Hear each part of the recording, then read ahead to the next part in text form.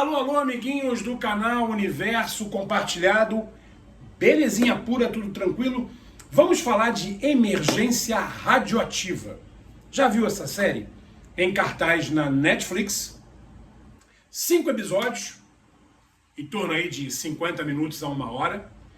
E é uma série, uma série baseada em fatos reais, que fala do maior acidente radiológico do mundo depois do acidente de Chernobyl, na usina de Chernobyl, lá em Pripyat, em 1986. Um acidente descomunal, explodiu o teto da usina nuclear, e aí a gente tem uma situação catastrófica que inclusive atingiu vários países da Europa. Inclusive tem uma série muito boa na HBO Max, chamada Chernobyl, e que inclusive nós já comentamos aqui no canal sobre essa série. Mas a série aqui, Emergência Radioativa, é um acidente brasileiro. Aconteceu em setembro de 1987, um ano e pouquinho depois do acidente de Chernobyl, em Goiânia. Só que aquilo não foi a explosão de uma usina nuclear, até porque não se tinha, né? Então foi o quê? Foi um laboratório que foi desmontado. Ele trabalhava com radioatividade, né? E ele foi desativado, teve lixo para ser retirado e ficou lá uma cápsula gigante com césio-137, altamente radioativo, como lixo radioativo nesse lugar que foi abandonado. E pessoas, né, comuns, era uma cidadezinha, né, lá em Goiânia, bem simples, com um povo bem humilde. Os caras foram lá e foram pegar ferro velho para vender. Lixo, né, coisas de ferro, de bronze, de cobre, o que fosse, para poder vender para ferro velho e fazer um dinheirinho. Os caras encontraram essa cápsula, não tinham a menor noção do que tinha ali dentro, pegaram essa cápsula e levaram para um ferro velho para ver quanto que eles conseguiam arrecadar. Foi o que aconteceu. Levaram para o ferro velho, pegaram uma graninha, e os caras do ferro velho começaram a trabalhar em cima daquela peça. Tentaram abrir de várias formas, conseguiram, e começou a vazar, começou a sair dessa cápsula que eles adquiriram um pozinho que à noite ficava azul, brilhava. Aquilo era produto químico, aquilo era produto radioativo. Aquilo era o césio-137, altamente mortal. Obviamente, tanto os caras que pegaram a peça nesse desmanche, né, foram infectados, foram, né, infestados com isso, ficaram doentes. Ao mesmo tempo, também as pessoas que trabalhavam no ferro velho também ficaram com a doença, tocaram no produto, inclusive a família desse pessoal, inclusive uma criança, uma menina envolvida. Isso aconteceu na vida real. A menina pegava o pozinho, fazia feito um plim-plim-plim, inclusive em cima dela, a mão suja, ela colocava na boca. Os pais, os tios, e que seja, botavam no corpo, porque eles acharam aquilo muito assim incrível. Um pó que brilha no escuro azul, aquele azul meio neon, uma coisa meio assim diferenciada, quase que beirando um sobrenatural assim. Ficaram encantados com aquela coisa mágica, aquele pó mágico, e na verdade era césio-137. E aí nós temos o desenrolar da nossa história, porque as pessoas ficam muito doentes, são internadas, envolve médicos, envolve o governo do estado, envolve professores e cientistas, a cidade toda fica às voltas daquela situação durante um período relativamente longo, né? E pessoas vão morrendo, né? Aliás, não morreu tanta gente, muita gente ficou com a doença. Tem gente morrendo hoje em dia, porque ficou com aquilo a vida toda ali, todo aquele período de 87 até hoje, né? Estamos falando numa situação de 87, 97, 2007, 2017, quase 40 anos. Ano que vem faz 40 anos. Tem gente morrendo ainda hoje por conta de ter dentro do seu organismo doenças ligadas ao césio-137. E morreram pessoas na época. Então aquilo foi um alarde, inclusive a mídia internacional cobriu também a situação, e houve um temor, não só no Brasil, mas de uma certa forma internacionalmente falando, de uma nova catástrofe radioativa, como foi a de Chernobyl. Ela foi em muito menor escala, obviamente, porque a de Chernobyl, como eu falei no início do vídeo, foi uma coisa gigantesca, explodiu o teto de uma usina nuclear, e a coisa foi para o ar e passou para outros países na Europa. Não foi o caso aqui. Aqui foi uma coisa muito mais concentrada, uma coisa muito menor, mas tão perigosa quanto. Morreram pessoas, pessoas estão doentes até hoje com isso, e, obviamente, por causa de quê?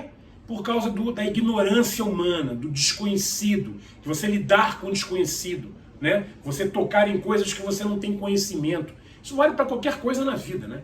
Então as pessoas desconhecerem o que tinha naquela cidade.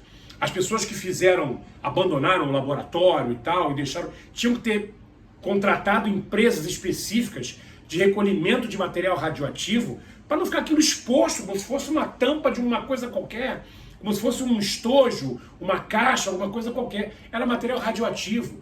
Então as pessoas foram irresponsáveis. Deveriam ter contratado empresas específicas que existem para recolhimento de lixo radioativo.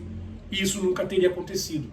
Então, para variar a culpa do ser humano, a ignorância humana, nós tivemos aí uma terrível catástrofe, uma das maiores catástrofes da história do Brasil, né? Então, essa é mais ou menos a premissa, é a história, uma história relativamente simples, muito marcante, né? Eu vivi essa época, em 87, eu fiquei muito mais alarmado com o de Chernobyl. Chernobyl, acompanhei o noticiário, fiquei mais assim, falei, meu Deus do céu, né? Fiquei muito chocado. Esse foi uma coisa menor, mas ainda assim, né?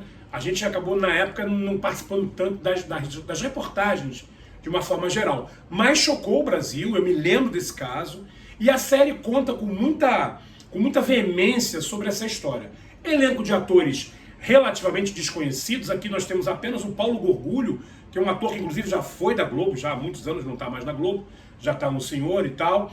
É um bom ator, não é um ator de alto escalão, mas é um bom ator. Trabalha muito bem aqui, ele é um cientista aqui, né? Que está fazendo de tudo para tentar ajudar, para tentar minimizar os efeitos da situação, juntamente com um rapaz também que é um cientista, que é um físico nuclear, né? Então, assim, são os dois principais personagens. O menino, o rapaz, é um ator desconhecido, e o Paulo Gorgulho, mais conhecido um pouco, provavelmente você vai conhecê-lo, né? Vai lembrar do ator. E aqui ele faz esse cientista, os dois trabalham muito bem, o Paulo Gorgulho está ótimo, você vê a entrega dele no personagem, e os outros personagens que orbitam essa dupla são atores mais desconhecidos. Mas todos os atores estão muito bem, os personagens são muito interessantes, todos reais, todos realmente existiram, nada ali foi criado para a série.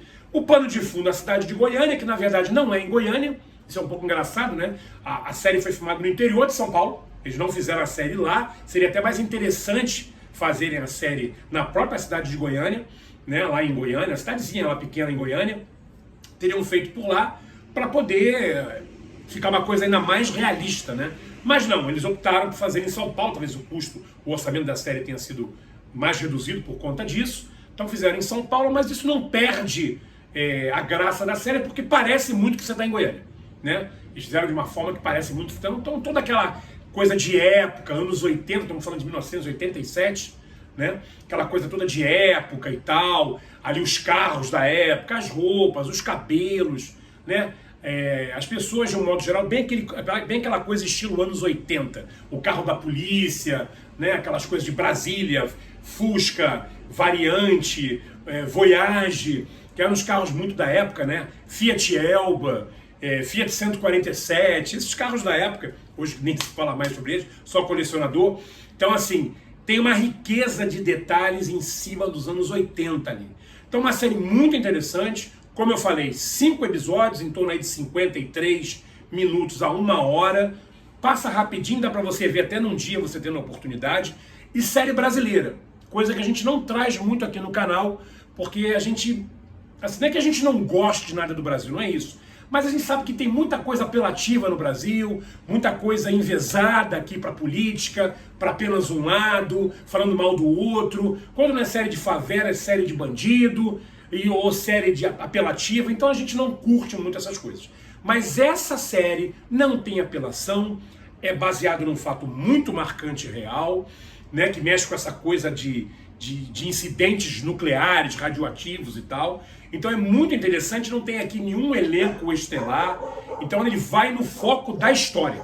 Então você se envolve muito. Então eu dou uma nota 9 para Emergência Radioativa.